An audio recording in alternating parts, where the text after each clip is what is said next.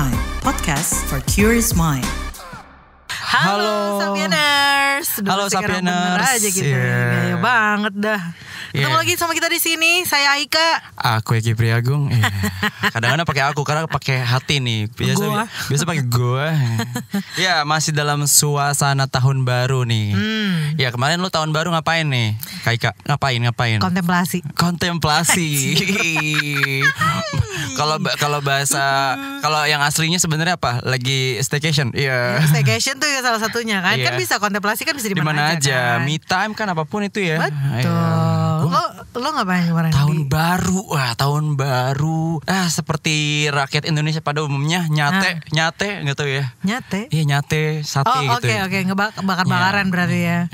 Dan banyak banget polemik yang ditimbulkan setelah tahun baru pastinya. Apa tuh kayak misalnya kayak sampah, mabuk atau sampah tuh bukan yang kayak kalau kita lihat di itu ya, di jalan-jalan sekarang lagi banyak poster caleg, iya. Hashtag menyindir. Tapi balik lagi soal tahun baru nih Kak. Kayak apa namanya? Pengen cerita-cerita dikit kayak di Jakarta. Malam tahun barunya tuh rame sekali. Banget. Macet. Pol. Nah, tapi yang jadi permasalahan bukan macetnya saja. Hal yang ditimbulkan dari kegiatan tahun baru, yaitu sampah yang berserakan di mana-mana. Paginya setelah tahun baru, yang paling mukanya cemberut adalah Pandawara Group. Ya Allah, saya sudah membersihkan di mana-mana. Selain di Jakarta, ini juga di Bandung nih. Ntar dulu, nih Jakarta kan belum kita spill tadi kan. Ya, berapa nih jumlah sampahnya nih di Jakarta? Kalau di Jakarta itu di tahun baru doang nih ya. Jadi abis tahun baruan sampahnya tuh dikumpulin itu ada 130 ton. Wow, gila. Menciptakan segitu dan itu jumlah terbesar melewati masa pandemi COVID. Kita baru yang di Jakarta aja kan. Lu bayangin belum dibandingin sama kota-kota besar lain kayak gimana tuh? Di Bandung bro, di Bandung nih sampah yang terkumpul pada malam pergantian tahun baru itu mencapai 64 ton. Gokil. Wah, itu tersebar di berbagai titik. Terus habis itu di Surabaya juga. Terima kasih buat beberapa kota besar udah kompak menjadi kota terkotor setelah tahun baru ya. Di Surabaya itu mencapai 15,2 ton ya. Jadi untuk saat ini nominasi sampah terbanyak di tahun baru dimenangkan oleh Jakarta, guys. Jakarta luar biasa dengan 130 tonnya ya. Prestasi yang harus kita banggakan ini ya. Di tahun baru segini kita masih panjang bro. Kehidupan kita di 2024 ini kalau mau nyampah mulu sepanjang tahun, apa kabar dunia ya kan? Iya, kalau seumpama kalian nyampah-nyampah gini pada hening, abis itu pas banjir nyalahin pemerintah. Oke, pemerintah memang salah kalau gorong-gorongnya nggak benar. Tapi kalau sampah-sampah dibuang pada tempatnya ya, itu kan tugas kita. Lu nggak lakuin, ya itu salah lu juga lah ya nggak sih? Setuju banget gue. Anyway, kamu lagi dengerin FOMO Sapiens dari KBR Prime, jalan pintas yang nggak bakal bikin kamu ketinggalan berita atau peristiwa di sekitar kamu. Saya Aika dan saya Eki. Sudah.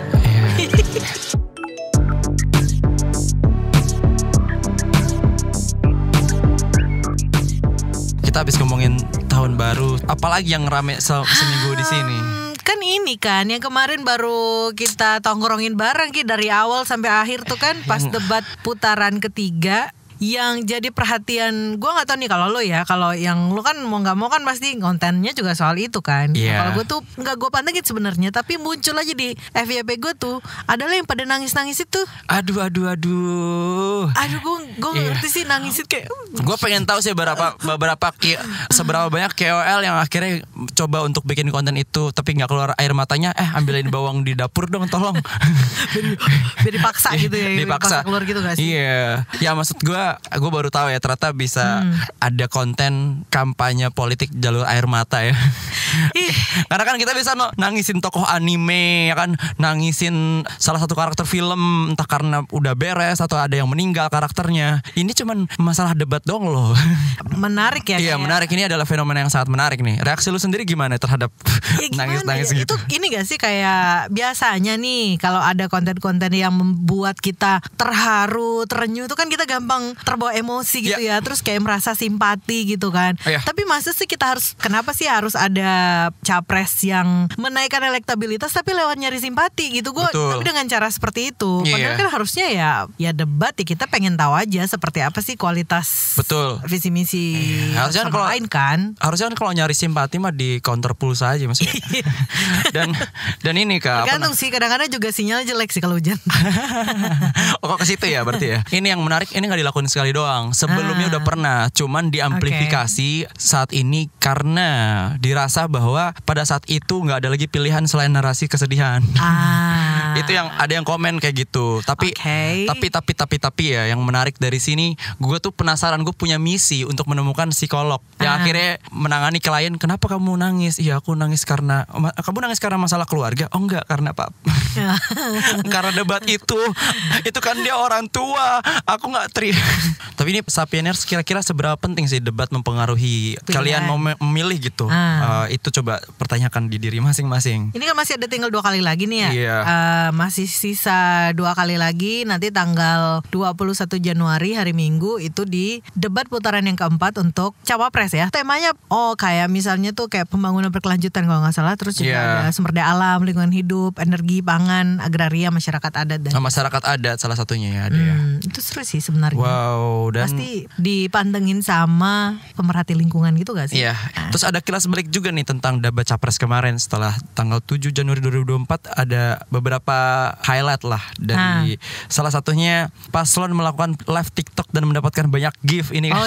Bayangin. Iya benar. Iya, Pak Anies atau siapapun yang live gitu terus itu dilemparin topi kan kayak misalnya dia membangun wibawanya udah lama banget loh jadi menteri, jadi gubernur, terus tiba-tiba udah menduduki posisi kayak gini terus dilempar topi tuh kayak seketika wibawanya runtuh gitu. Terus habis itu bahkan ada penegasan bahwa untuk melarang penonton memberikan gift atau menyawer para politikus. Ini kalau duitnya masuk nih bisa jadi dana kampanyenya mereka sebenarnya kan. Makanya kan ya untungnya TikTok udah menegaskan untuk melarang penonton ngasih gift sih, tapi ya gimana caranya? Nah itu gimana caranya? Salah satu yang terjadi pada saat ada paslon live itu yang nonton salah satunya ya ada 720.000. Bayangin. Wow, itu adalah angka yang sangat besar nonton. Gimana cara ngelarang orang 700.000 gitu ya? Oke lah kalau misalnya gini ya, akunnya tuh bukan akunnya dia, tapi yang live tuh si paslon itu kan bisa aja kan ngakalin kayak gitu kan. Betul. Yang penting kan bukan akunnya dia nih gitu. Gue gak pakai namanya dia nih. Betul. Gue lagi diundang sama siapa gitu misalnya kan. Kalau dikasih singa dia bilang apa ya gitu. Dia ngelakuin apa ya? Kalau dari pantauan drone emprit soal analisa untuk X dan media online, Anies Baswedan menjadi cawapres yang paling banyak dibicarakan netizen pasca debat berlangsung.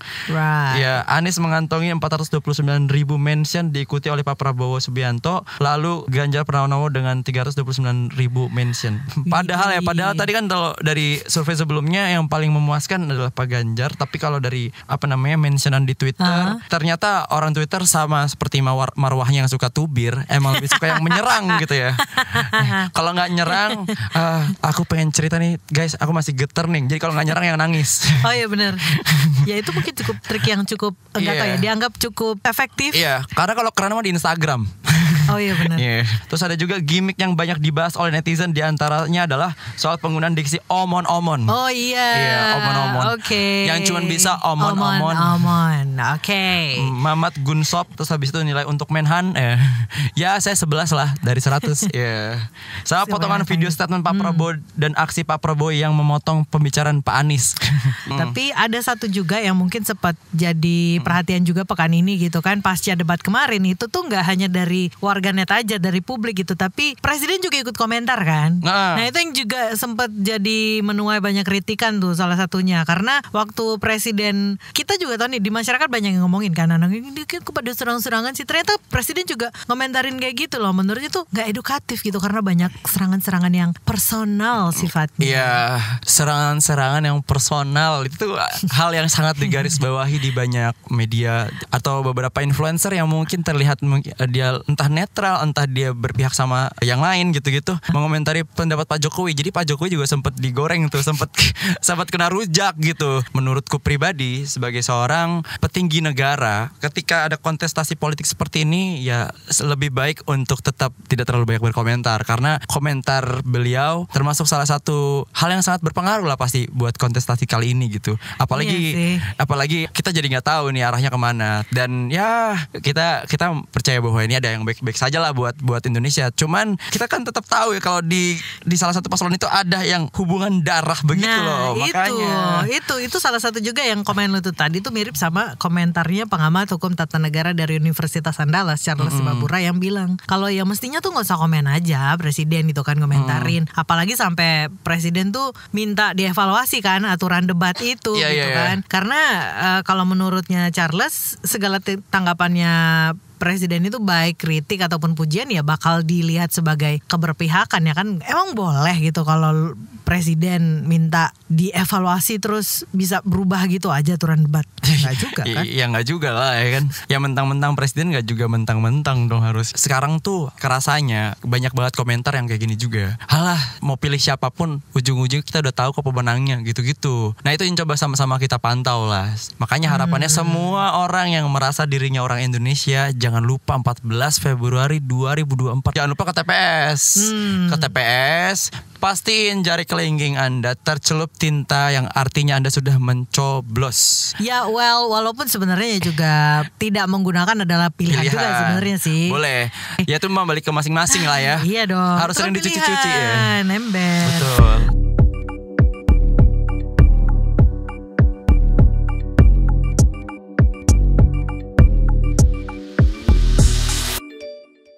Saya bersama dengan rakyat Papua di Mepago dan di Domiai, kami sambut berita pembebasan Haris dan Fathia oleh Pengadilan Negeri Jakarta yang hari ini memutuskan bebas terhadap Haris dan Fathia.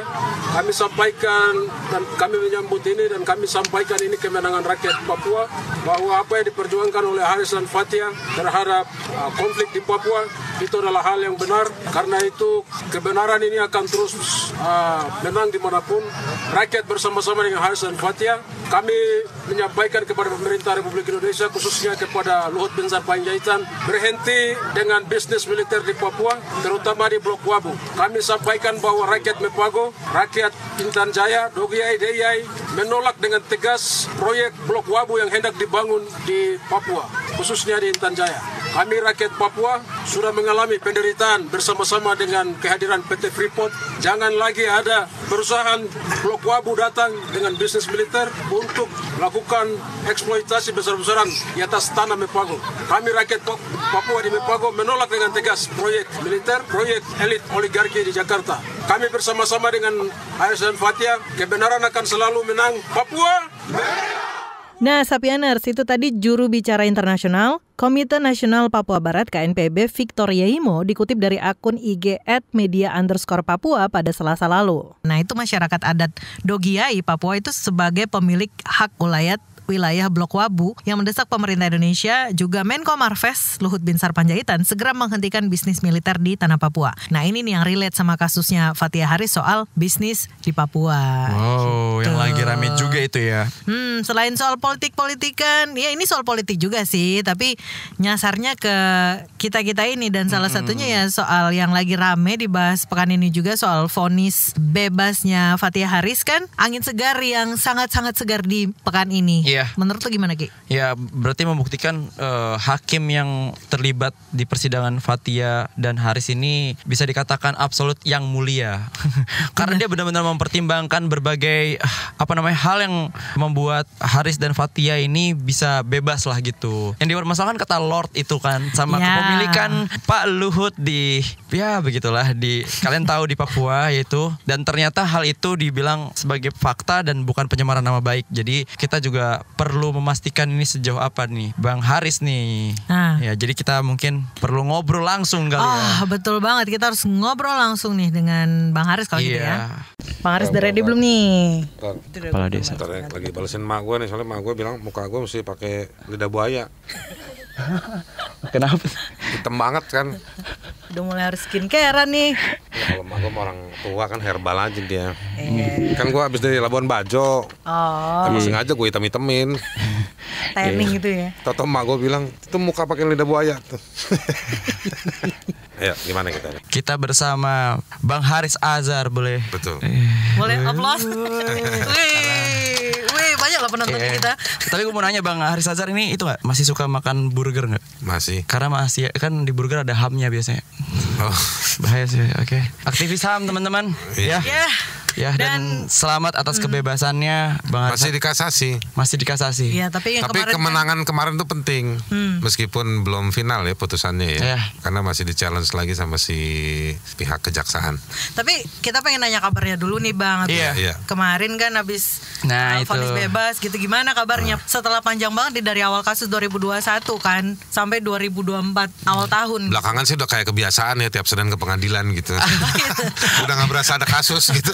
Jatuhnya jadi rutinitas ya. Iya. Enggak, tapi emang kerjaan kan juga ya kerja di bidang hukum, HAM gitu ya. Banyak menempuh mekanisme-mekanisme hukum. Jadi sebetulnya ya terus gue punya kantor hukum. Ke kantor juga ngomonginnya masalah-masalah hukum juga.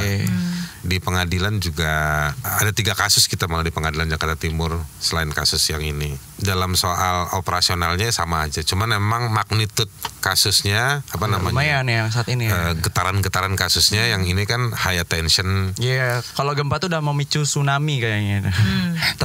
Tapi lu kalau gempa ini udah memicu keterbelahan penguasa politik di Amerika. Asik.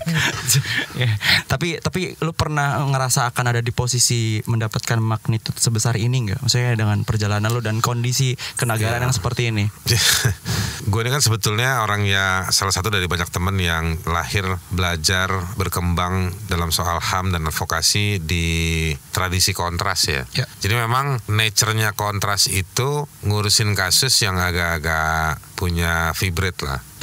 Vibrate-nya di volume 5 lah kira-kira gitu. Jadi memang selain yang ini kemarin-kemarin kami juga sudah terlatih gitu. Nah bukan terlatih dalam arti menikmati ya, tapi sudah ngalamin seperti itu. Sebenarnya saya sama KBR juga dulu-dulu kan juga suka banyak dibantunya sama teman-teman KBR juga. Tapi meskipun nih dengan segala persiapan yang ibaratnya udah ditempa bertahun-tahun dengan banyak kasus nih Bang. Secara personal mungkin vonis bebas kemarin tuh artinya apa sih? Bikin makin semangat untuk makin kita bikin sesuatu nih ke depannya gitu. Apalagi atau masih kasasi kapok ya, gitu kan. Iya, apalagi meskipun masih kalau gue mau bilang begini, kita harus apresiasi sama 3 hakim itu. Setelah proses sidang yang mungkin sedikit banyaknya kalian juga ngikutin, hakimnya juga yang kami merasa kok gue diginiin sih gitu. Setelah proses itu lalu banyak hal yang terjadi selama proses persidangan, gue mengapresiasi putusan argumentasi hukum di putusan kemarin itu, dan kemudian akhirnya putusannya membebaskan gue sama Fathia. Oke banget lah. Kalau di lagunya siapa tuh, di lagu Saidan, kita angkat gelas lah untuk 3 hakim itu. Salut lah, bagus. Ada banyak hal yang bagus di situ. Pertama soal bagaimana dia membaca fakta kata Lord, jadi penjahat juga kita, dan juga bisa dibilang Luhut bermain tambang di Papua. Tafsir mereka terhadap 3 ini sangat faktual banget, sesuai dengan pada kenyataannya. Lalu mereka punya posisi yang sangat bagus dan penting terhadap kebebasan berekspresi, terutama digunakan oleh warga kepada penguasa. Dan mereka membaca betul makna penting kebebasan berekspresi terhadap dari warga ke penguasa, selama itu haknya warga, fasilitasnya warga. Jadi itu oke banget. Sampai di situ kalau pertanyaannya perasaannya bagaimana? Pertama gue tadi aneh dari 8 bulan yang seperti itu tiba-tiba kayak gini, itu juga aneh yang positif gitu. Banyak orang bilang relief gitu, enak nih, lega. Iya, dalam konteks operasional, tapi gue sama Fathia, sama tim lawyer, sama organisasinya tim lawyer dan organisasi yang banyak banget yang turut serta dalam advokasi kasus ini, kita menganggapnya bahwa ini harusnya jadi paku yang penting bagi awan kebebasan berekspresi, karena awannya masih gelap, bos. Iya, masih gak jelas. Nah, gak jelasnya di mana, masih gelapnya di mana. Ini kan putusan di Pengadilan Negeri Jakarta Timur. Di yurisdiksi hukum daerah di tempat lain, petani pakal masih ngajukan banding di PT Jawa Timur. Mereka kan latar belakangnya adalah orang yang mempertahankan hak atas tanahnya mereka. Budi Pego di penjara, masyarakat adat Rempang yang bela menolak PSN diproses hukum. Baru seminggu 2 minggu ini dilimpahkan. 3 warga di Karimun Jawa juga dilaporkan tanggal 28 Desember kemarin. Ada anak kecil, anak SMP yang juga dilaporkan karena mengkritik Jokowi, gitu. Dan para campaigner 02 menganggap putusan ini sebagai demokrasi itu ada. Demokrasi ada di pengadilan lewat 3 orang hakim. Tapi kan proses ini kan dilaporkan oleh penguasa yang ada di eksekutif. Dijalankan oleh penegak hukum yang di bawah kendali presiden, kepolisian dan kejaksaan agung. Jadi kasus ini sebenarnya bahwa ada angin segar demokrasi lewat putusan kebebasan berekspresi di 202 Haris Azhar dan 203 Fathia itu yang karyanya yudikatif. Nah, jadi awannya masih gelap. Lebih gelap lagi nih Undang-Undang ITE kita dilengkapi dengan versi yang baru. Kemarin yang katanya hukuman direndahkan, ancamannya bukan 4 tahun di 27 ayat 3 menjadi 2 tahun, tetapi elastisitas untuk mempidanakannya makin parah, makin luas.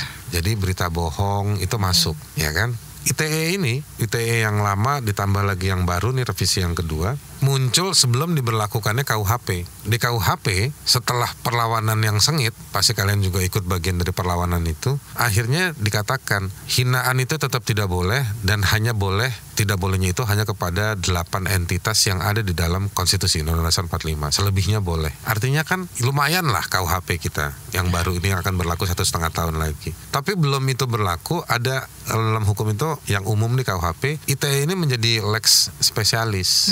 Lex spesialis dalam hukum dia lebih unggul. Akan tetapi kalau dia lebih unggul dalam arti dia mendetailkan dari yang sudah diatur. Bukan dia kemudian karena lo belum diatur di sono, gua masukinnya di sini aja. Akhirnya nggak kena di KUHP, entah kena di Undang-Undang ITE. Tetap ya. Terus jadi nggak ada yang terbaharui, tidak ada reformasi KUHP dong. Negara tetap merepresentasikan kerja-kerja kolonial sebagai simbol, kata kolonial itu sebagai simbol bagaimana represinya negara, nggak melalui KUHP tapi melalui undang-undang yang lain. Nah, buat kita yang ada di warga, di masyarakat sipil, ya mau KUHP mau apa, kita nggak jadi terlimitasi, kita terancam tetap makin sulit. Nah, jadi situasinya kayak begitu awan gelapnya. Ada celahnya. Kebebasan berekspresi itu adalah turunan dari kebebasan berpikir. Kebebasan berpikir itu absolut sifatnya. Nggak bisa polisi datang, tentara terus ngajak orang tuanya, tentara ngajak orang, atau misalnya siapapun gitu ya, wakil presiden ngajak pamannya dari MK gitu, maksa lu tidak berpikir. Kan nggak bisa. Lu diam-diam bisa berpikir kan.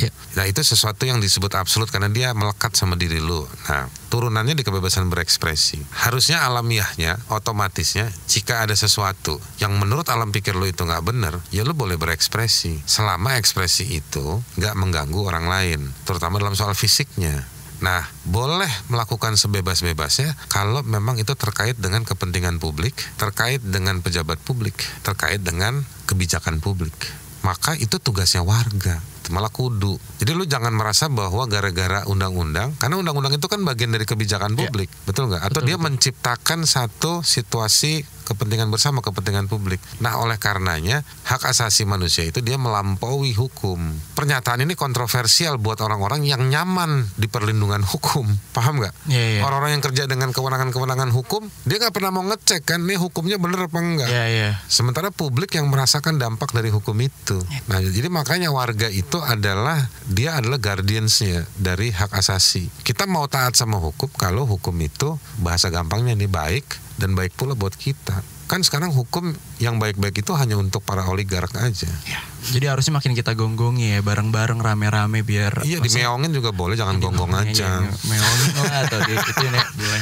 Dikukuroyokin. Iya. Kalau kayak kemarin kan Bang Haris sama Mbak Fathia gitu kan dalam lingkaran itu gitu, dalam circle yang mungkin sangat memahami dan terbiasa advokasi. Gitu. Nah, gimana dengan warga masyarakat sipil biasa gitu yang kita tahu sendiri korban UU ITE itu kan udah banyak banget ya. Kritik dikit di penjara tuh udah. Ilmu ini tuh nggak se-inklusif itu gitu. Iya betul, belum tentu setara kondisinya. Apa tugas gue kali ya konten ini biar jadi lebih besar ya. Nah, jadi sebetulnya perlu banyak diperbincangkan. Ini kan kayak ada jebakan Batman ya, sengaja. Gue nggak nganggap itu sengaja, tapi survei yang terus-terusan mengglorifikasi, mengukur ketakutan dan kekhawatiran warga, kan banyak surveinya tuh. Warga takut. Ya udah cukup sekali 2 kali udah. Habis itu dibuka ruangnya. Undang-undang ITE yang baru jadi membuat pergaulan sosial kita jadi nggak asik, bos. Iya. Salah ngomong dikit, tuh gue laporin lo gitu. Iya. Padahal kan sebenarnya pertengkaran itu harus dicarikan caranya oleh orang yang bertengkar untuk terselesaikan. Nah, republik itu sifatnya ada percakapan warga. Kalau sekarang warga jadi takut gara-gara satu sama lainnya bisa melapor menggunakan undang-undang ITE, nggak ada percakapan, tak? Iya. Tapi itu yang gue senang dari Bang Haris tuh, maksudnya dengan tempaan yang sebegitu gilanya, nggak kehilangan selera humor gitu. Jadi gue benar-benar membayangkan sebetapa seriusnya orang-orang terjerat sama undang-undang UITE dan lain-lain. Terus lu yang kita ngebayanginnya di posisi lu, semua orang bang lagi nyebut nama lu Haris Fathia itu begitu serius, begitu marah. Lu di sini, ya gue pakai lidah buaya tadi disuruh nyokap gue, maksudnya men kasih kita pengertian sebenarnya apa yang bisa. Iya, kita harus enjoy dalam melawan, bukan jadi nggak serius. Iya. Tim kasus Haris Fathia ini serius banget. Tim lawyer itu kalau mau pingsan dia pingsan kali. Tapi maksud gua, spiritnya serius, kualitinya serius, digarapnya serius, tapi menjalaninya juga harus fun. Melawan itu harus fun. Tapi sampai sejauh apa kata enjoy itu sendiri spektrumnya? Karena banyak banget reformasi dan lain-lain, perubahan tuh akhirnya diciptakan dengan hal yang akhirnya teriakan, jatuh korban dan lain-lain. Gua nggak bisa menjawab pertanyaan bagus itu. Tapi gua mau bilang begini, ya kita jangan depresi, karena kalau kita depresi dengan agenda kita, sebenarnya yang menang bukan kita, yang menang orang yang lu mau lawan. Hari nyambung tadi yang sama ini bang, persiapan lo nanti gimana tuh bang? Ya buat apa? Perjuangan berikutnya bang. Kita jalani secara sebaik-baiknya.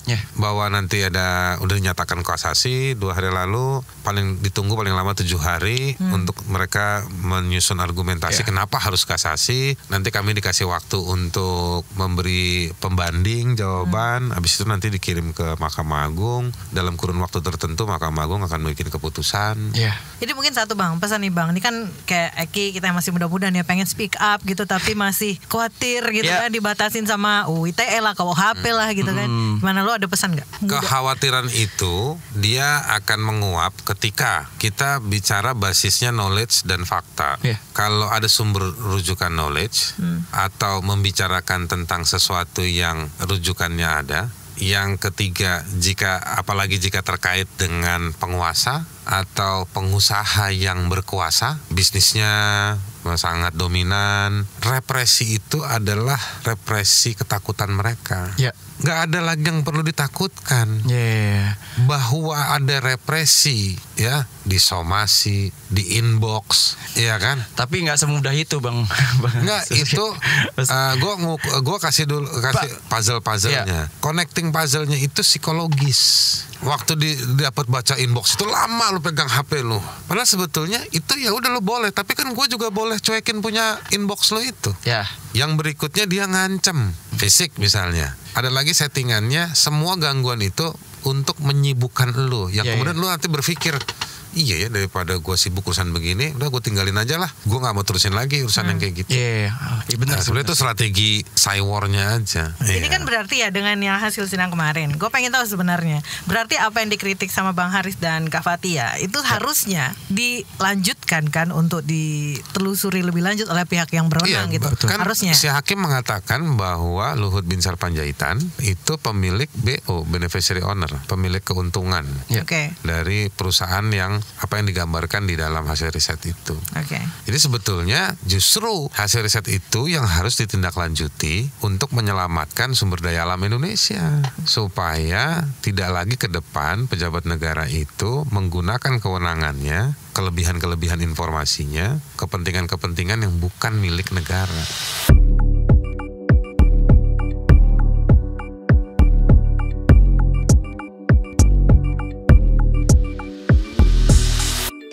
Aduh, hari ini gue bakal capek banget deh. Masuk pagi buta, full sampai sore. Ditambah harus kerja kelompok. Pusing banget. Lama-lama nih ya, kalau kata orang-orang sekarang tuh, mental health gue terganggu. Masih pagi woi, udah ngomel-ngomel aja. Nih biar lo gak overthinking apalagi jadi self-diagnose, coba deh lo dengerin podcast Disko. Apa? Ke Disko? Disko, diskusi psikologi. Itu podcast woi, podcast. Menghadapi kenyataan dunia emang gak mudah. Tapi jangan sampai kesehatan mentalmu terganggu apalagi sampai self-diagnose. Cus dengerin Disko, diskusi psikologi, persembahan Into the Light Indonesia dan KBR. Disko membahas beragam topik seputar kesehatan mental langsung dari pakarnya. Disko, diskusi psikologi, hapus stigma, peduli sesama, sayangi jiwa. Simak di kbrprime.id dan platform mendengarkan podcast lainnya. KBR Prime, podcast for curious mind. Oke, kalau tadi adalah kasus yang cukup dekat mungkin sama kita untuk kita bersuara ke depannya. Nah ini ada juga nih berita yang kalau tadi kan mungkin bikin kita panas. Kalau ini bikin kita geram, bener-bener geram nih Kak. Mungkin yang bener-bener mencintai makhluk-makhluk ciptaan Tuhan, yaitu viral temuan ratusan anjing di truk. Ya, tahu gak sih Kak yang kemarin ada video rame tuh? Oh iya. Ya di truk ternyata pas dibuka banyak banget anjing di situ yang ternyata mungkin jadi ceritanya ada orang nih ngebuka truk pas dilihat itu semua isinya anjing-anjing gitu. Nah itu tanggapan lu sendiri ngeliat itu gimana? Jujur ya kalau ngelihat sesuatu tayangan atau foto video yang gore, gue masih oke-oke aja. Tapi kalau lihat yang kayak kemarin video yang melibatkan ratusan anjing di dalam truk, diikat di dalam karung, mulutnya juga diikat gitu, itu kayak miris banget sebenarnya. Kok bisa dan tega-teganya? Dan gue mikirnya tuh modusnya apa sih sampai segitunya banget gitu? Kenapa kalau gore lu biasa aja, tapi kalau kayak ngeliat hewan gitu-gitu, hati lu lebih teriris gitu? Mungkin karena mereka nggak bisa speak up their mind ya. Nah itu kali yang mungkin kita jadi, kalau kita bisa memperjuangkan hak kita bisa bersuara, kita gitu. bisa berkoloni untuk ngomongin sesuatu. Nah ini anjing kan cuma bisa terus matanya yang nanar sedih gitu, terus kita nggak ada juru bicara hewan di antara mereka gitu. Kalau kita yang nggak peduli kan, siapa lagi? Bicara satu kan kita kan, iya, harusnya kita juga gitu.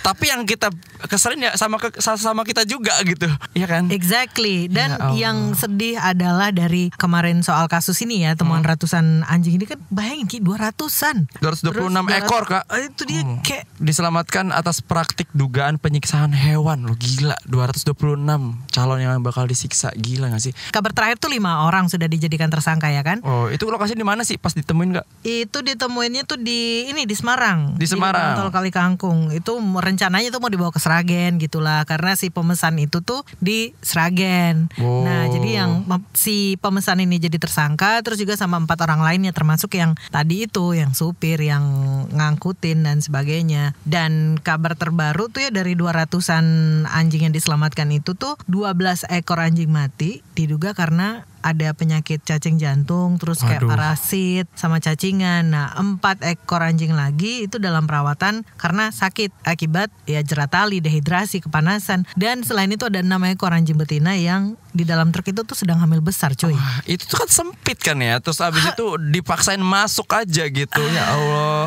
Ki, kalau misalnya kita lihat nih ya, ini kan pasti untuk diperjualbelikan, dan berarti kan ada demand gitu ya. Ada demand, ada kebutuhan. Masih ada konsumsi, dan memang mau nggak mau ya kita harus akui bahwa memang masih ada konsumsi gitu kan terhadap daging anjing di Indonesia gitu. Ada lagunya juga kan? Apa tuh? Makan daging anjing dengan sayur kol. Jadi, yang dulu banget itu. Ya emang beberapa tempat adalah hal yang lumrah gitu. Masih ada kalau gitu. Di beberapa kampung tuh kayaknya menganggap bahwa daging anjing itu salah satu obat buat ngeringin luka gitu-gitu. Makanya nah itu, masih tapi jadi kan sayangnya kan itu belum bisa dibuktikan secara klinis gitu loh, bahwa memang si daging anjing itu punya khasiat gitu-gitu kan. Tapi ya itu bagian dari faktor budaya juga sih. Padahal nih ada komentar dari Ketua Animal Defender Indonesia, Doni Herdarutona, yang bilang kalau daging anjing tuh banyak banget potensi bakteri yang bisa kejangkit ke manusia gitu, termasuk kayak bakteri Salmonella sama E. coli, belum lagi cacingan. Jadi sebenarnya daripada manfaat lebih banyak mudaratnya sih. Kembali lagi dipertanyakan ke diri masing-masing, anjing ini teman atau makanan kalau kayak gini gitu ya. Nah itu. Dengan data yang menunjukkan bahwa sebenarnya kurang disarankan untuk memakan daging anjing karena banyak mudaratnya, banyak bakteri bakterinya gitu ya. Nah, lu sendiri gimana tanggapan lu nih? Lu melihat dengan lu yang gemes gitu-gitu terhadap ya premis anjing teman atau makanan?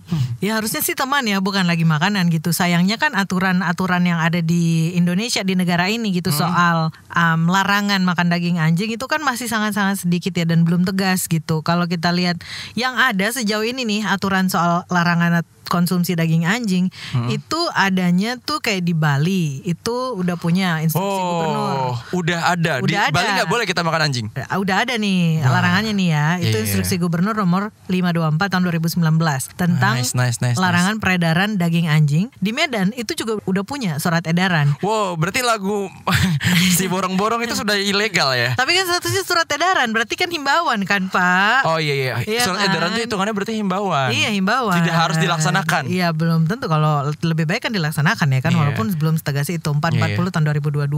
Nah, di Solo nih sayangnya, Solo tuh yang konsumsi daging anjing di Indonesia itu paling tertinggi. Orang Solo.